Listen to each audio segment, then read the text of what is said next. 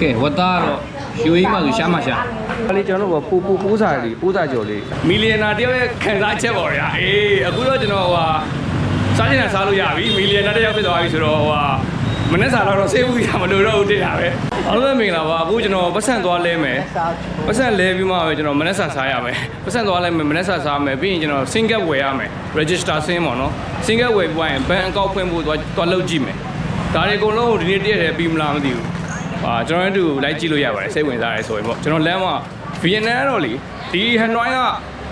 တွေးသမျှနေရာတိုင်းကမိုက်တယ်တော်တော်လေးလာတယ်ဒီမှာကြည့်လိုက်လှမ်းမလာပဲကိုရီးနိုင်ငံကိုလည်းတအားမှတအားလွမ်းပြေတာဗျရန်ကုန်မရောက်နေသလိုခံစားရတယ်ဆိုတော့ကျွန်တော်လမ်းတစ်လျှောက်လုံးလေးလည်းစိတ်ဝင်စားစရာလေးပြသွားမယ်အထူးသဖြင့်တော့ဗီယက်နမ်နိုင်ငံရဲ့တကယ်ပုံစံပါလဲဆိုတော့ပြသွားမယ်ကျွန်တော်အခုနေတာတော့အိုခွာတာဘက်မှာနေတာပေါ့နော်ဗီယက်နမ်ရဲ့ဒီနေရာကပြောမှကျွန်တော်စုလေပေါ့ဗျာသိလားသူကလမ်းတိုင်းကစီကားနေရတဲ့အကြောင်းရင်းရှိတယ်ဗျာဒါဆိုရင်ဒါသူတို့အဲ့လိုအချီကျိုးနဲ့ပတ်သက်တာနဲ့ပတ်သက်တဲ့ဟိုမှာဗောဆက်ချုပ်ပစ္စည်းနဲ့ပတ်သက်တာရောင်းတဲ့တန်းဥမာဆက်ပစ္စည်းတန်းဗာတဲ့ညာတဲ့သူကကျွန်တော်ရန်ကုန်မှာဆိုဗျာ35လမ်း36လမ်း38လမ်းလမ်းတိုင်းမှာသူ့အနေနဲ့သူရှိရလို့ပေါ့တက်ဆိုင်ရာပစ္စည်းတွေပဲရောင်းတဲ့အတန်းပေါ့နော်ဆိုတော့အဲ့ဒါကျတော့လမ်းတိုင်းကစီကားနေတာသူ့နီတူဟန်နေပေါ့ဗျာကျွန်တော်လေဒေါ်လာ100ရဲ့80 50ပါတာရယ်လဲပြီးတော့ကျွန်တော်ဟိုနေ့ကကြံတဲ့အနုပ်ကလေးတွေနဲ့ပေါင်းလိုက်တာကျွန်တော်ရှိမှာဒါဗီယက်နမ်ငွေ330တောင်ကျော်သွားပြီအဲ့တော့ကျွန်တော်ပိုင်းမဆက်ကုန်မလဲသေးဘူးတော့ဒေါ်လာ100ကျော်နဲ့80 50ပဲလဲတာဟုတ်330ကျော်သွားပြီ330ဆိုရင်ဒါ30 million ပဲလေဒီမလား million နာဖြစ်သွားပြီပါတဲ့ပတ်စံနေတာအကုန်လဲရရှင် billion နာတော့ဖြစ်လာနိုင်ကြီးရှိတယ်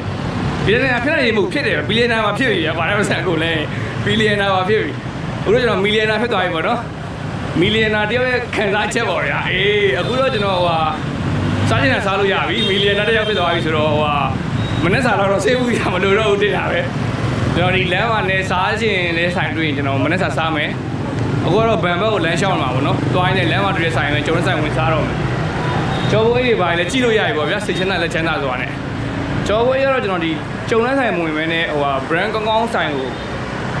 ဘယ်ဝင်မယ်လို့စဉ်းစားထားတယ်မေးနေတာဗျာလမ်းသွားရင်လည်းဗာလဲကျွန်တော် single အရင်ဝယ်ရမယ် register single ကိုဝယ်ပြီးတော့မှလောက်ရမယ် register single ကိုဝယ်ပြီးတော့မှဘန်ကိုအရင်သွားရမယ်ဘန်မှာက passport ရယ် register sin ရယ်ပါမှဘန်ဖွင့်ပေးမှာဟုတ်ဆိုတော့ရှင်းမှာတော့ဖုန်းဆိုင်တွေ့ရဖုန်းဆိုင်မှာဝင်ဝယ်လိုက်မယ် showroom မဟုတ်လဲ sin ပြီးမှာပါဖုန်းဆိုင်ကတော့ရောင်းတယ်မထင်တာပဲဒီလက်ရှိရောက်နေတဲ့ handle ကတော့ကျန်းနေပါသေးတယ်ဆိုင်ငယ်တွေရောကားတွေရောအဲ့လိုချိန်တော်တော်ရှုပ်တာမင်းဇာရှိ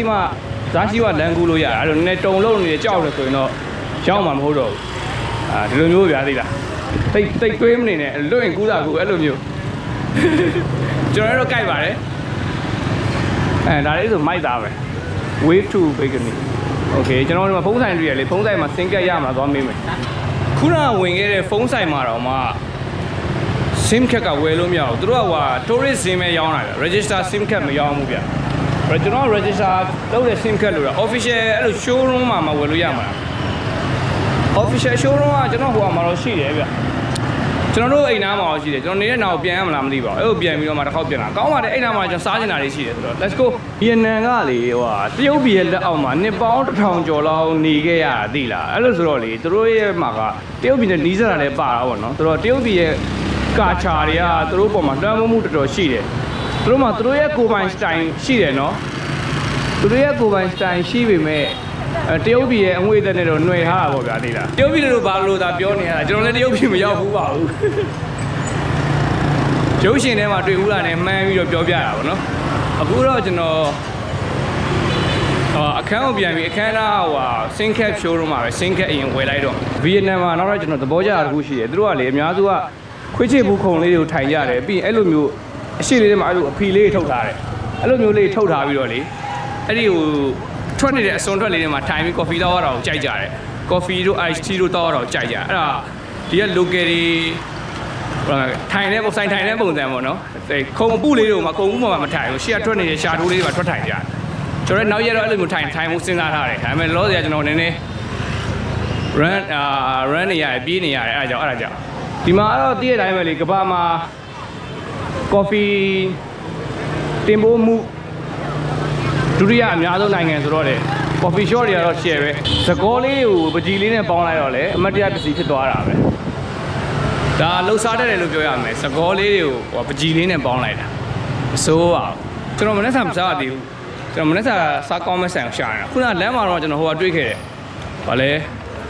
barbecue ဆိုင်မျိုးတွေ့ခဲ့တယ်အဲ့ဒါစားကျင်တာအသားကင်ထားတာတွေ့ခဲ့တယ်အဲ့ဒါစားကျင်ညနေကျရင်တော့ဒီလမ်းမှာဟိုကလာကြည့်မယ်လေဟိုက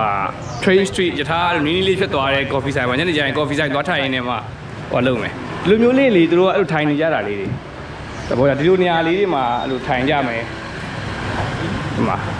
ပြီးလို့ရှိရင်ဒီက coffee ဆိုင်လေးကသူတို့ရဲ့ခါချောင်းတိဆောက်ထားရလို့ကျွန်တော်ခံစားရတယ်သိလားဒါမျိုးလေးခုံလေးတို့ထားပြရတယ်ဒီလိုမျိုးဟို platform ပေါ်မှာထိုင်နေ platform ယဉ်ကျေးမှုလေးပေါ့နော်ပြောရရင်နော်အဲ့လို platform ယဉ်ကျေးမှုလေးကိုအလုပ်ဖြစ်အောင်ဖန်တီးထားရလို့ခံစားရတယ်မိုက်တယ်အဲ့ဒါမိုက်တယ်ဒီနားမှာလည်း street food ဆိုင်လေးတွေ့တယ်ဗျာကျွန်တော်ဒီလိုမျိုး street food စားချင်တာ street food စားချင်တာသူတို့တွေ့လားအဲ့လိုမျိုး platform ဘေးနားလေးတွေမှာအဲ့လိုထိုင်စားတာကိုသူတို့ကြိုက်ကြတယ် nó không có nước thì đấy người đặt người kể cả Hải Tiến kể cả Cửa Lò ဟိုကိုမသိတဲ့နိုင်ငံတစ်ခုရောက်လို့ရှိရင်ねအကောင်းဆုံးဆိုင်ကိုဘယ်လိုရှားလဲဆိုတော့လူများများထိုင်နေပြီဆိုရင်အဲ့ဒါအရသာနဲ့ဈေးနှုန်းကောင်းလို့ပဲရတာလည်းကောင်းတယ်ဈေးနှုန်းလည်းတင်းနေလို့လူအများကြီးထိုင်ကြအဲ့လိုဆိုင်မျိုးကိုရွေးရှာရတယ်ပြီးရင်ဗီယက်နမ်လာရင်တော့အဲ့လိုစားတောက်မှာတစ်ခါကျရင်ဈေးနှုန်းမကတ်ထားတဲ့ဆိုင်တွေမှာမစားနဲ့ပေါ့နော်ဈေးနှုန်းကတ်ထားတဲ့ဆိုင်တွေမှာပဲစားဘာလို့ဆိုတော့ဈေးနှုန်းမကတ်ထားတဲ့ဈေးနှုန်းကိုယ့်ဘုံမူဒီပြောလဲဝင်နိုင်တယ်ဩဒီမှာဟိုကဗျသမင်းဘူးလေးတွေရောင်းတာ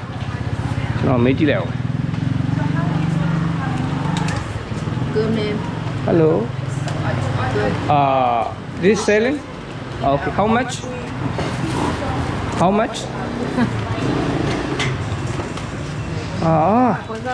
ဒါဟိုလေးကျွန်တော်တို့ပိုးစား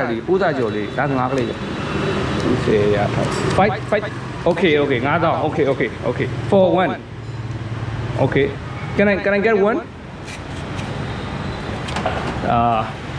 သူကထမင်းဘူးတပူထမင်းဘူးက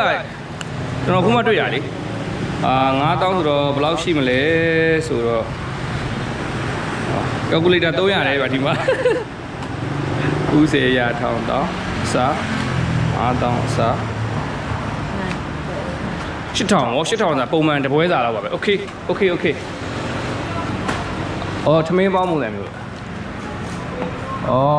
okay this is pork I'm also one yeah okay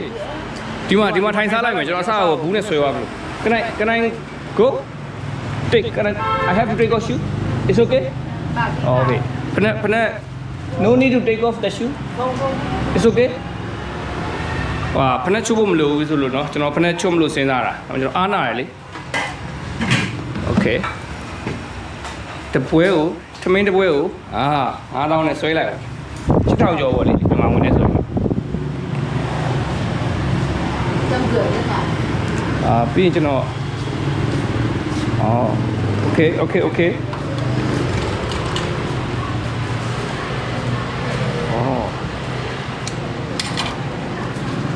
okay okay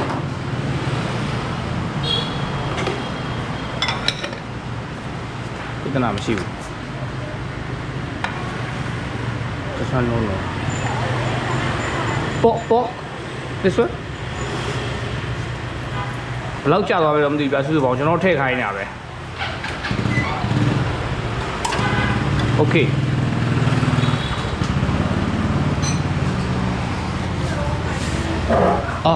sorry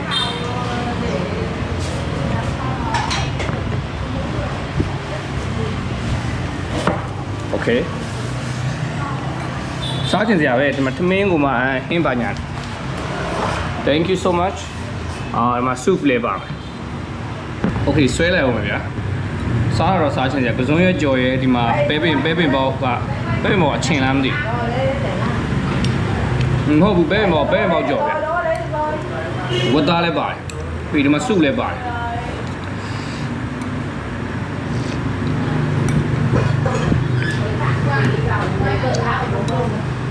ဒီဘကငံပြကြီးပဲဆွဲလိုက်အောင်ကဲဝတ်သားတော့ယူရင်းမှဆိုရှားမှရှား rồi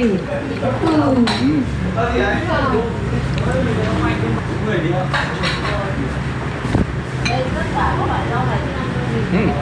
မင်းနဲ့ကောင်းပါမဖြစ်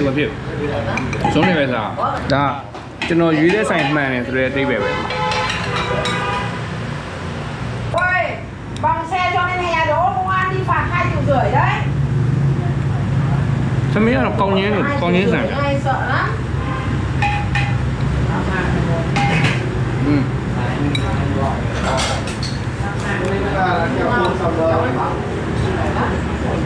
con thì luộc luộc cái đậu nhá à rang có dưới cái gì đâu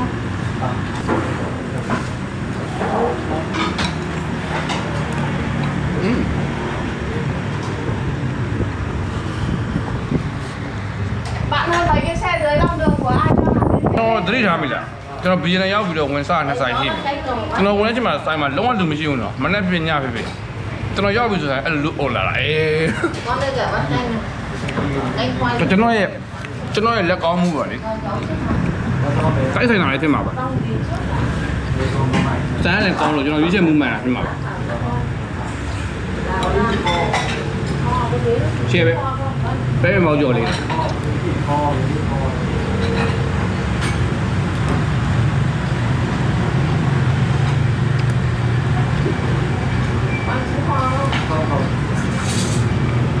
ပကန်းသေးနေရဗျ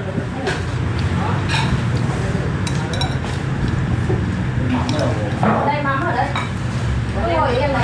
có mắm thôi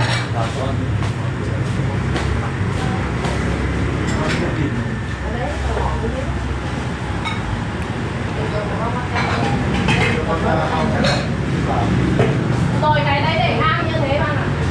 ကျွန်တော်ဒီမှာထည့်ခိုင်းထားတာသူများရင်ထည့်တာတော့ပုံများတယ်ဗျဆိုတော့စုပေါင်းဘယ်လောက်ကြာမယ်တော့မသိဘူးနော်သူတော့မေးလိုက်အောင်ဗျ mấy bạn này hay gì ဒါဘလို့ခေါ်လဲဒါဒေါက်လို့ခေါ်တယ်ဒီဗီယက်နမ်မှာဆိုရင်ပေါ့လေဒေါက်ဗီယက်နမ်လာလို့ထမင်းလို့ပါတဲ့အဲဒီဒီမှာလေငပြိုင်လေးပါတယ်တော်တော်လေးတော့ငန်တယ်အဲ့ဒါဆိုမသိငပိနဲ့ထမင်းနဲ့စားသလိုပဲဗီယက်နမ်လာလို့ထမင်းရယ်ငပိရယ်ခင်းရယ်နဲ့စားခြင်းနဲ့ဆိုရင်ဒေါက်ရောင်းနေဆိုင်အောင်ရှာ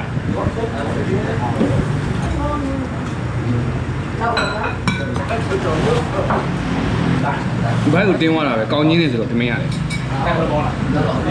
ဒါကတော့ကျွန်တော်သိမကြိုက်ဘူးပဲကျွန်တော်ငွေစုတော့တာလည်းမကြိုက်တဲ့လူဆိုတော့လေသမင်းကတော့အပြောင်းရှင်း very good okay စားလို့လည်းပြီးတော့ပတ်သက်ရှင်းမှုလုပ်ရအောင်